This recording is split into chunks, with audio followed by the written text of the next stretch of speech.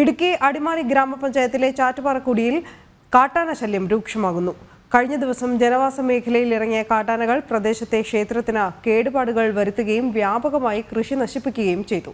വേനൽ കനത്തതോടെ കൂടുതൽ കാട്ടാനകൾ ജനവാസ മേഖലകളിലേക്ക് എത്തുമോ എന്ന ആശങ്കയും ആളുകൾക്കുണ്ട്.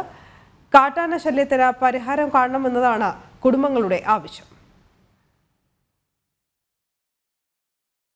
4-5 തവണയാണ് ഇത്തവണ ഈ ആനപന്ത് ഇതുപോലെ കാണിക്കുന്നത്. ഞങ്ങളുടെ ഒത്തിരി പേരുടെ കഷ്ടപ്പാടാണ്. ഇവിടെ കുടിയിലുള്ള ജനങ്ങളും പുറത്തുള്ള സെറ്റിൽമെൻറ്റിലുള്ള ആൾക്കാരുടെയും സഹകരണത്തോടു കൂടിയാണ് ഇവിടെ ഈ അമ്പലങ്ങളിൽ ഓരോ പരിപാടികളൊക്കെ നടത്തപ്പെടുന്നു. ഇത്തരം കാര്യങ്ങളൊക്കെ ഇവിടെ ചെയ്തു വരുന്നതും. ഇവിടെ ഒരു ഷെഡ്, വർക്ക് ഷെഡായിട്ട് ഞങ്ങൾ പണിത ഷെഡാണ് ഈ കഴിഞ്ഞ രാത്രി വന്ന് കാട്ടാന വന്ന് നശിപ്പിച്ച് പൂർണ്ണമായി തകർത്തിരിക്കുന്നത്. ഈ ഷെഡിനുള്ളിലെ ഉപകരണങ്ങളും സാധനങ്ങളും മൊത്തം നശിപ്പിച്ച നിലയിലാണ്.